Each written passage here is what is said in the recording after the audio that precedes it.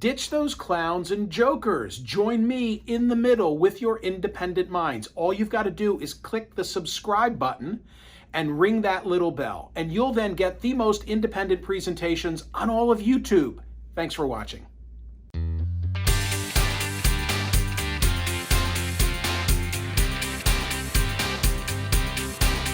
Joe Biden would not drop the F-bomb. That is today's headline, at least from my perspective. Unusual for him, by the way, considering that he once told President Obama on a hot mic, this is a big effing deal, except I'm not talking about that F-bomb. I'll get to that in short order. Let me just say, since we were last together, there was laughter. Does anyone remember laughter? That's a reference I just made that probably two people in the audience will understand, Liberal Paul being one of them. But there was laughter, there was drinking, there was lobster, there was even a boat ride. All of the above. Stories were told, and some of them were true. There really was a lot that went on, and it was great to have you, and we really enjoyed the Cape visit from one Michael Smerconish. I loved the Cape. I thought it was great. I visited TC and her husband Joey on Cape Cod. It was terrific. I don't know why so many of the listeners of this program had doubts. Why on earth would they have doubted that you were going to come visit? No one had doubts. No one, Dan. Come on. There is video proof, kind of your skepticism insofar as on my social media. This lets you know how keen was the interest in my visit to TC's house at the Cape. I have outpaced all the garden videos in terms of the number of views on Instagram. Like, how is that possible? I don't know. I mean, Joey is taking full credit because he does appear with you in the thumbnail that starts the whole thing. He figures it's him. Maybe I should bring him to my garden and really see a spike. And he is a handsome fellow, I gotta say. There you go, yes, Dan, he is, right? and quite a skipper. Yes, he is the captain. He definitely is the captain. Did he let you drive? No, Dan, he didn't, as a matter of fact.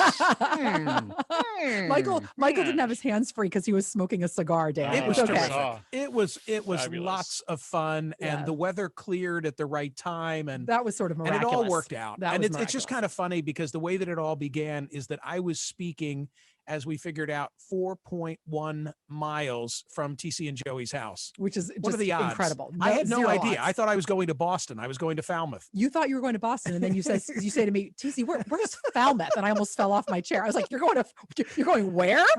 So yeah, that was great. It was great. And I do think now that there is something to having a guest who prior to his arrival says exactly what he wants for dinner, says what's making him nervous about the whole thing. It just sort of sets it up to, you know what you want. I was a good house guest when all was said and done. I behaved myself. You were a wonderful house guest on Monday. That was all radio shtick. I mean, to the point where my parents were saying to me, is he really going to come visit? I said, I don't know. Save the stories. Keep your powder dry. Third hour of the program. Fine. I've got a lot of heavy lifting that I need to get through that is politically focused. Thank you, Dr. Maz, always so ably holding down the fort yesterday. Maz's survey question at smerconish.com. Is there a significant number of unvaccinated people who are waiting for full FDA approval of the COVID vaccine? And 73.65% said no. No, there's not a significant number of unvaccinated people that are waiting for full FDA approval of the COVID vaccine. It must be something else. That's me adding parenthetically at the end. Today's survey question, and this is what I want to get into. If President Biden truly believes, quote, it's the most dangerous threat to voting and integrity of free and fair elections in our history, then should he be pushing to end the filibuster? My flight back from Boston yesterday to Philadelphia was delayed just slightly. The captain said we have to slow down because Air Force One is taking off in Philadelphia, which was kind of funny. So I'm coming back to Philadelphia, and the president was taking off from Philadelphia. He was in town. I was not. He had come to the National Constitution Center to deliver this forceful speech on voting rights. And may I say, as a local boy, I love seeing the National Constitution Center take on this role as backdrop for major speeches, major events. I'm reminded that it is there that in 2008, I watched in a small crowd setting President Obama deliver a speech on race that was precipitated by the whole Reverend Wright revelations. You remember there came that crunch moment in '08 where the tape came forth of Jeremiah Wright making these fiery speeches in Chicago, and people wondered, well, was Barack Obama in the pulpit that day in one of the pews? And so it was to Philadelphia, to the same venue that Obama came to address that subject.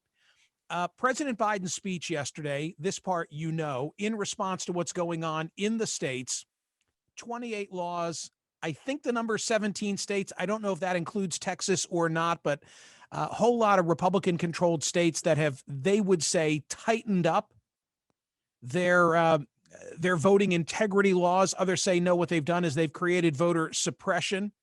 Texas being the most recent, so much so that you've got Texas State House Democrats now on the lam in Washington, D.C., so that there's not a quorum back in Austin for a law to be passed that has already made its way through the Senate. I was curious to know what's in that Texas bill. So relying on the Texas Tribune, and I can speak in specificity and detail on any one of these, but here are the headlines. This is what's at issue in Texas, and I think this gives a good perspective, a good background in terms of President Biden's speech yesterday in Philadelphia. A ban on drive-through voting, new regulations for early voting hours, including a ban on 24-hour voting, a ban on the distribution of mail-in ballot applications. What does that mean? SB 1, HB 3 prohibit local election officials from sending unsolicited applications to request a mail-in ballot, with the House version making it a state jail felony.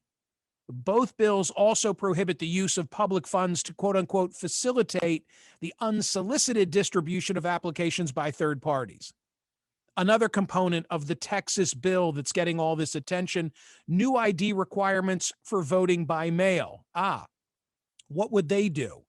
The bills would set new ID requirements so that voters must provide either a driver's license number or, if they don't have one, the last 4 digits of a Social Security number. You'd have to put that on your application for a ballot.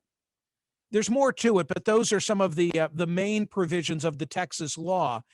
So the president yesterday, very forcefully taking on the big lie, stopped short of saying that he would challenge the filibuster, never uttered the word filibuster in the speech that he delivered on voting rights in Philadelphia yesterday. He characterized what's happening as the most dangerous threat to voting and integrity in our history, something that he said threatens the American experiment. Audits, recounts were conducted in Arizona and Wisconsin. In Georgia, it was recounted 3 times. It's clear. For those who challenge the results and question the integrity of the election, no other election has ever been held under such scrutiny and such high standards. So what does he want done? He called for the enactment of the gargantuan For the People Act, which passed the Democratic-controlled House, stalled then in the Senate. The John Lewis Voting Rights Advancement Act, that he advocated for as well. He also urged the Congress to counter the recent Supreme Court decision earlier this month. We talked about it, the Brnovich case, the Arizona case, which narrowed protections of what was left of the Voting Rights Act after the court gutted it back in 2013. That was the Shelby decision. But he never mentioned the word filibuster, begging the question, if this is really an existential threat to democracy, then what's he prepared to do about it?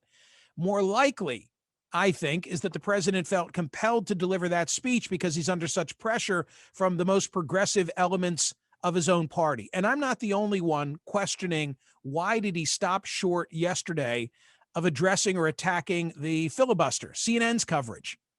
President Joe Biden issued a dire and angry warning Tuesday that the very underpinnings of American democracy were under threat, calling an ongoing assault on voting rights the gravest challenge to American democracy since the Civil War. Since the Civil War. He was asked when he came out of the venue, as a matter of fact, as he was working a rope line for nearly 40 minutes. Well, okay, what about the filibuster? And the president's line was to say, I'm not filibustering now. That Arizona decision has also framed this issue. The high court in that case upheld two provisions of the Arizona voting law. The first provision says that in-person ballots cast at the wrong precinct on Election Day have to be wholly discarded. The other provision restricts this practice known as ballot collection, requiring only that family caregivers, mail carriers, and election officials can deliver another person's completed ballot to a polling place. Greg Sargent at the Washington Post, I thought, had a great assessment along the same lines of what I'm saying. If it's really this grave a threat to democracy, then why not put the filibuster in play? From Greg Sargent at WashPo, if our democracy faces an existential threat, as Biden told us, then doesn't it require him to prevail on Democrats to carve out an exception to the filibuster to pass legislative fixes that will mitigate the threat? And then Sargent goes on, as I've just shared with you, to say what Biden was advancing and circles back to this point. As Ari Berman reports, voting rights advocates are increasingly alarmed that none of this will ever happen without reforming or ending the filibuster, which requires Biden to lean to that cause. If there's a way forward, it looks like this. So here's how it could all come to pass, maybe. Democrats produce a new set of proposals. They'd be similar to Joe Manchin's compromise, which expands voting access, curbs extreme gerrymanders, restores federal oversight on voting rule changes, along with mandating some less onerous form of a national ID. Democrats could then add measures to combat election subversion. These might include for local officials to contest their illicit removal and other protections for election workers against harassment or intimidation. They could also include new reforms to the election certification process. Another possibility would be to propose revisions to the Electoral Count Act. We talked about that within the last couple of days when Professor Richard Hassan was here. Once a voter suppression and election subversion package then has the backing of 50 Democratic senators, it would get a vote. And when Republicans would filibuster whatever that final form would look like, now the president would go to Manchin and to Sinema and suggest that it's finally time to consider revising the filibuster to get it done. And if that doesn't work, suspending it. But Biden didn't mention that in the speech yesterday, and that was the whole point of what Greg Sargent was writing. Or as Michael McGough said in the LA Times today, the most hopeful gloss on the president's speech was that it was an overture to the sort of deal-making that resulted in a bipartisan agreement on the infrastructure bill. By the way, a subject I'll discuss with Mark Halpern in the second hour of today's program. In the speech, Biden shamed Republicans who've enabled Trump's big lie.